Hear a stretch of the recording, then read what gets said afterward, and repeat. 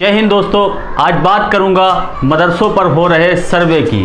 बीते कुछ दिनों से लगातार मदरसों पर सर्वे जारी है और सर्वे की आड़ में पूरी तरह से सरकारी अफसर मदरसों की जांच कर रहे हैं। आखिर क्यों हो रहा है मदरसों का सर्वे?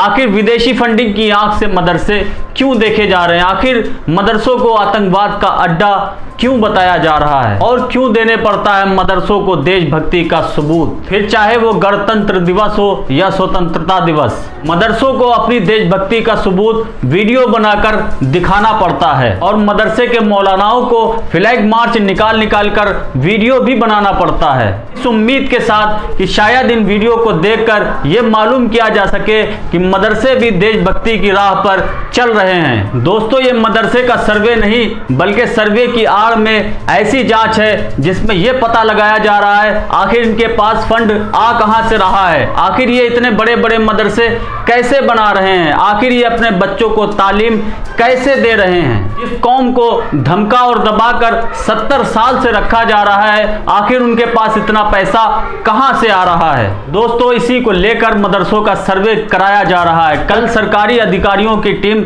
नदवा पहुंचती है। नदवा पहुंचकर वो कई तरह के सवाल करती है। वहां मौलवियों के सामने 12 सवालों का एक पेज होता है जिन सवालों में मदरसे से रिलेटेड बातें पूछी जाती हैं। दोस्तों, 12 सवालों की बात कुछ लंबी हो जाएगी, मैं आपको आसान भाषा में समझा देता हूं कि मदरसे के ज़मीन से रिलेटेड सवाल पूछा गया था, मदरसे में कहां से फंड आता है ये सवाल पूछा गया था, मदरसे में बच्चे इंडिया के हैं या बाहर के भी पढ़ते हैं ये सवाल, इस तरह के कई सवाल पूछे गए हैं। तो ये सब हो रहा था नदवा मदरसे में। नदवा मदरसा जैसे है, बड़े बड़े मदरसे हैं, इनमें ज़्यादा कुछ नहीं होने वाला। दोस्तों, अगर कुछ होना है तो छोटे मदरसों का होना है जिन पे ज़्यादा जांच भी सरकारी अधिकारी कर सकते हैं। जब नदवा जैसे बड़े मदरसों में सर्वे की आड़ में जांच पड़ताल की जा सकती है तो छोटे मदरसों में क्या कुछ नहीं किया जा सकता। दोस्तों, इसी सर्वे के बीच हमारा गोदी मीडिया काफी दिनों से चिल्ला कर मदरसा मदरसा मदरसा लगा रखा है। शायद इनको खाने पीने की फिक्र और रात को नींद भी नहीं आ रही होगी, केवल मदरसे की फिक्र सताए जा रही है। हमारे गोदी मीडिया के एक एबीपी न्यूज की एंकर रूबिका लियाकत, जो काफी मशहूर हैं, जो इन दिनों